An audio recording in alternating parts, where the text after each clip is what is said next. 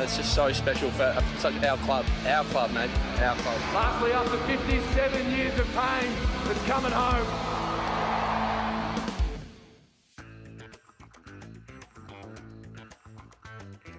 Hey there, TJ here, and welcome to Yeahthedees, where I'm going through our round 11 clash against Fremantle on Saturday, the 28th of May, 2022 at the MCG. Our first loss for the year. Oh, it hurts. Oh, no, actually, not really. It doesn't really hurt. It was really a tale of two halves this game. We got hit with the injury stick a little bit, and that really stuffed up some structure, but I'll get into that when we go through the quarters. What I will start with quickly is just a quick report on the VFL. Casey Demons took on Frankston on Sunday and got the win by 18 points. As you can see in this timeline here, most of the damage was done at the start of the second quarter, and then they could pretty much hold the lead from there, only kicking 2 more goals for the rest of the game after half time. Non-AFL listed player Corey Ellison scored 3 goals. He usually plays in the back line, and whenever I watch it, I think he does really well. Like, I don't know why this guy isn't on an AFL list. Like, he seems to do pretty well. He was on the list last year and played pretty well also. Mitchie Brown kicked 2. Bailey Laurie is progressing nicely. He kicked a goal also. Tajway Woden got a goal. I think he had about 16 disposals, 15 disposals, and got on the board, which was nice. Jacob Van Rooyen wasn't playing. Apparently he was ill. I think the only player we'll see come back into the side will be Adam Tomlinson. We had some changes for this game before going in. Tom McDonald pulled out on the Friday night, had a bit of hamstring soreness. Ed Langdon was still out with the bruised ribs. Jake Melksham playing his 200th game in this one, and then Jack Viney and Sam Wiedemann coming back in. Luke Dunstan got made the sub. It was an absolute tale of two halves this game, so let's get into the first quarter. Toby Bedford almost gets us off to an incredible start, but hits the post with his attempt early on in the first. That was after the Dockers took the first 5 inside 50s and missed a couple. Freo dominated the ball, keeping the ball in their forward half early. By the time Rory Lobb and Bailey Fritsch gets these goals on the board, inside 50s are like 10 or 12 to 3. Just shows how well Stephen May was playing, getting a fist to almost anything that was coming through, and we were keeping pressure on the kickers. But sort of once Bailey Fritsch gets this goal on the board, the game starts to look a bit more like a Melbourne game, and then 18 minutes in, Stephen May is concussed and goes off for assessment. James Jordan kicks a goal about 20 minutes into the quarter, which was nice, so it felt like we had a bit more control. In the first, Clayton Oliver got plenty of the ball early with 12 possessions in this first quarter. And then towards the end of the quarter, these 3 Fremantle players all get misses in a row. So the Dockers scored from 47% of their inside 50s, but kicked 1-6. So that easily could have been a bit different and a lot worse for us in that first quarter. We kicked 2-2-14 to the Freo's 1-6-12. 2-point game at the end of the first quarter, and I thought Freo were on from the get. Like, they were looking pretty good. So we have a big oh shit moment at the start of this quarter when I'm looking over from my seat and I see that number 27 isn't on the bench anymore and number 1 is, and I'm like, oh god. We sub on Luke Dunstan, which I've got nothing against Luke Dunstan. I think he's a very serviceable player, has done some good things for us with the limited chances that he's had, but it just completely throws off our balance for the game, subbing off a tall for a small like this. But I'll go on a bit more on about that in the third quarter, because Toby Bedford has an absolute cracker of a quarter and starts off really well, kicking 2 goals. He really has some X factor, and he's got that speed that's at that Jaden Hunt level of fast, and puts some really good pressure on. No, he's getting limited opportunities at the moment, but really happy with Toby Bedford when he's in the side with the effort that he's putting on. Went missing a little bit in the second half, but he's one of those sort of role players that's going to come on and give people like Charlie Spargo, Alex Neil-Bullen, Cozzy Pickett a bit of a break from their hard running roles that they have. Clayton Oliver still dominated this quarter. He had 7 possessions in the first 6 minutes. Cozzy and Bailey Fritsch get 2 on the board in a row in this quarter, and then that's kind of the end of our good run of of luck with how sort of things were going. The next behind is Rushed, and then unfortunately Christian Petrarca and Bailey Fritsch both missed before Rory Lobb gets his second, and then Sam Wiedemann hits the post after that. So this quarter, the theme of this quarter is really that wasted chances. I'm sure you can say the same about Fremantle, who finished with 2-7, but they kicked 1 goal, 1 for the quarter. You know, we won the inside 50 count, 17-8, so we absolutely dominated that quarter and kicked 4-6. So we kicked 4-6-30 to 1 goal, 1. Sam Wiedemann hits the post. Fritsch and Petrarca both miss easy ones. So I really think that we should have and could have kicked 7-3 that quarter. That would have left us 7 goals up rather than 25 points up. And I think the scoreboard pressure would have been there, and Fremantle would have gone into the rooms at halftime probably not thinking that they were half a chance. Our poor kicking really kept Fremantle in it, and you can only really control what you do. Like, Fremantle played a really solid game pretty much for all 4 quarters. They looked a lot better in the second half. Like, we looked a lot better in patches in the first half, especially when Stephen May was on the ground. But our midfielders were doing the work in the second quarter. They were making sure that our defense wasn't put under too much pressure, wasn't having to deal with repeat entries and be on the mark the whole time. If our goal kicking had been a bit better, then I think that's the only way that this game could have changed, because we just had a bit of a bad day, but that was how it was. Before I go into the third quarter, just a quick shout out to Alex Neil-Bullen, who put 3 to 4 huge efforts in around the forward 50, around our 50 to pressure, spoil and tackle. His effort and leadership on the ground is something that's a little bit understated. A lot of people don't talk about how good Alex Neil-Bullen is. He's phenomenal. He's a phenomenal role player and does some really, really great work for the D's. Third quarter starts off and Tabernar and Rory Lobb go bang bang, and I'm just like, uh-oh, this ain't looking too good. And then Harrison Petty, I saw him limping. I was like, oh no, he's not walking well. He's not looking that good. And that was when our balance was just completely ruined, because Harrison Petty was off the ground for about 20 minutes. And I'm a little bit worried because I'm like, oh God, we don't have any more tools to go in the back line. And we get 1 more goal this quarter, but after that they kick 4 more in a row. And it was just, when you see Sam Wiedemann in the back line, you know things aren't going well. And there was the magnets were thrown around a bit all over the place, and when that happens, our system isn't quite working to the level that it was. It was just a bad day to be a D because of injuries, and that's footy sometimes. It's a war of attrition, and if you don't have the soldiers to put on the battlefield and they're sitting on the bench, and especially your tools, you're cooked. You're just done. And going to be very difficult for us to win from here. We were just absolutely smashed in clearances in this quarter. There was a run of 0 to 7 centre clearances. It was Oliver, Viney and Petrarca were at 8 of the 10 centre clearances, and probably we were at the 7 where that happened. Now we know that Christian Petrarca was unwell, and I'm sure that gets harder as the game goes on, which is why he spent the entire fourth quarter at full forward. But our forward structure and delivery was just shocking this game. It was the worst I think I've ever seen it. I was talking about the dump kicks in the previous rounds and sort of how we're getting away with it and trying to justify it and like why we're doing it. But the forwards they're running into each other's lanes. They're people are jumping up in front of them and spoiling them rather than taking marks. It's just, our mids are kicking in that 2019-2020 dump style, and it just, everything seems a little bit confused between the connection there. A lot of lauding for James Ash tagging Oliver. He played him very, very well. He started by boxing him out of the contest. So if you've ever played basketball, boxing out is when you try to put your arms out and block the player behind you so they can't get a rebound. Basically, James Ash was trying to block Oliver away from attacking the contest and coming into the contest. He played a very good 2 quarters on him. Nice of Bailey to get his 3rd goal there. And then, Avalanche starts here. And that's not a lot of fun for the rest of the 3rd quarter. On to the 4th.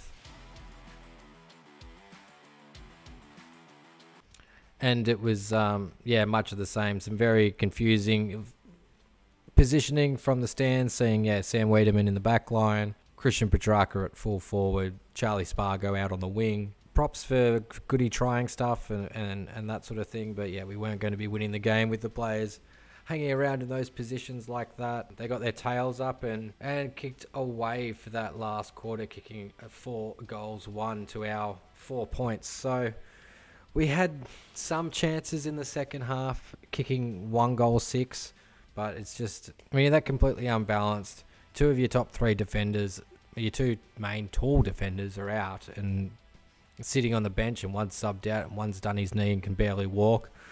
Jake Lever's rolled his ankle twice this year. He's definitely not at 100%, but I thought he played pretty well in this game, regardless of how much the ball was going in. He was trying his hardest. But Frio's kicking for most of the game was hovering around 80%, which is obscenely, ridiculously good. Like, they played the game of their lives on Saturday out of this, and it's like you want to play teams at their best, and playing North and West Coast the previous 2 weeks isn't the best help, isn't the best rev up for going into this game. They got it done by changing a bit of their style. They changed a few things that they did. And their kicking was 10% above AFL average, which is just phenomenal. They had 130 marks, which was the most this season for them, and the 3rd highest for any side this year. They won uncontested possessions by 11, which was the worst differential Melbourne's had so far this year. We gave up 113 uncontested marks out of those 130 marks, where usually I wouldn't worry too much about the marks being high, but they weren't switching this much. They were going through the middle of the ground and taking that many marks, and it was just giving them the best opportunity as well.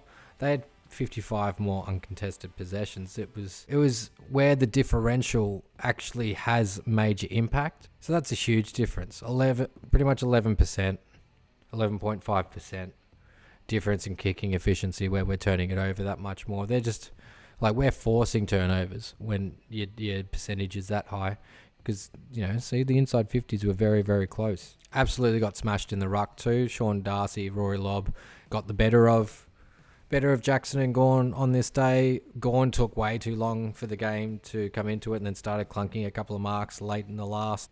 Clayton Oliver with 36 disposals, Jack Viney with 28, Jordan 27, Brayshaw 26, Bowie 24. They all did pretty well because he had a decent game with his 17 disposals, especially in the first half. Brayshaw and Oliver both high up with the metres gained, as well with Viney, as Luke Jackson with 5 tackles. And if your his backup ruckman's getting the most tackles, that's not a good sign, I don't think.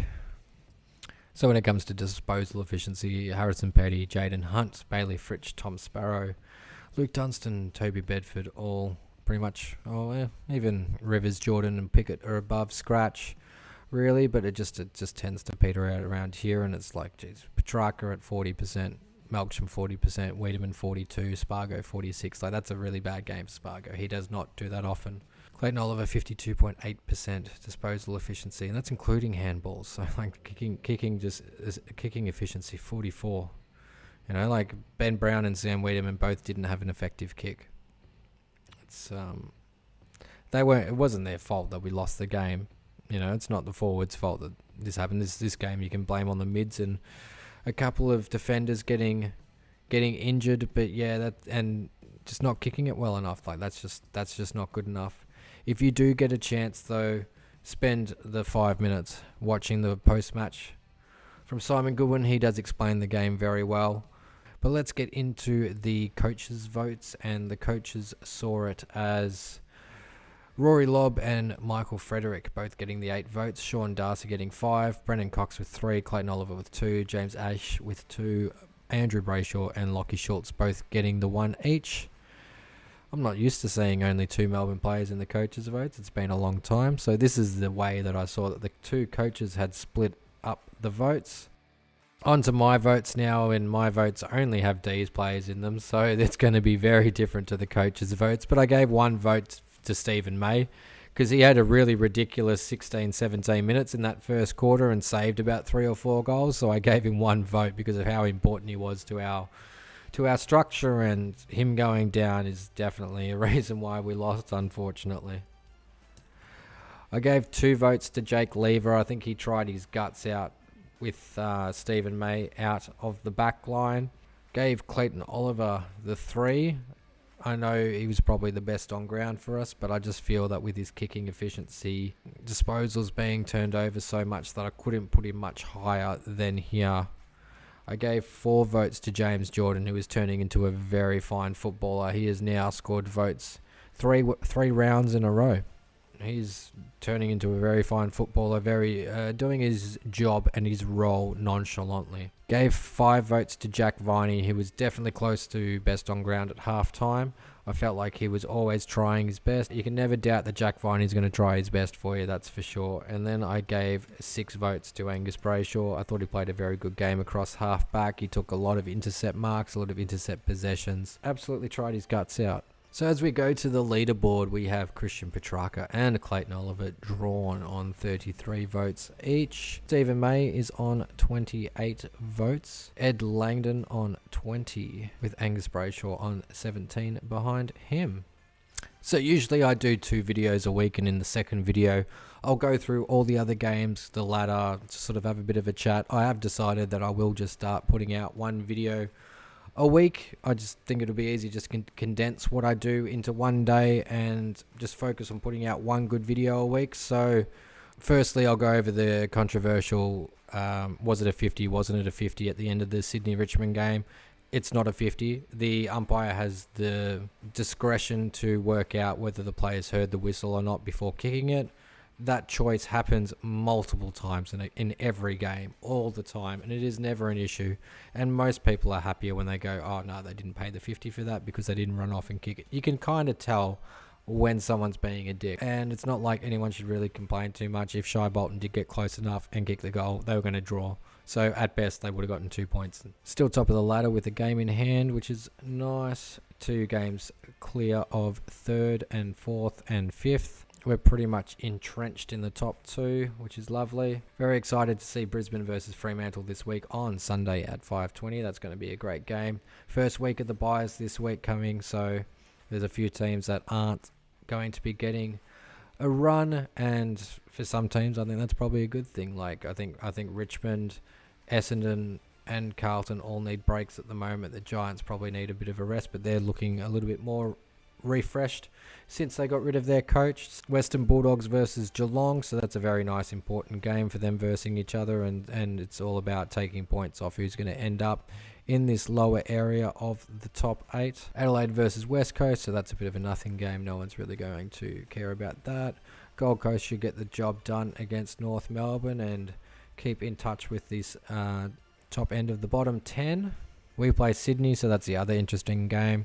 We're going to see how we shape up against them. We've got 4 players coming in. It looks like Christian Salem's going to come straight in. To quote Benny Lee from the Debrief podcast, you don't park a Ferrari down at Casey, so very excited to see Salem come in. I think if he plays that sort of 7th defender role, or maybe on a half-forward rotation and just give him that small 60% game time that Tom Sparrow was usually sort of playing, or Trent Rivers off the bench, because he won't be match fit. He won't be anywhere close to match fit, but he is elite with his skills and his decision making, so you'd want him straight in. Ed Langdon's going to come straight in, that's for sure.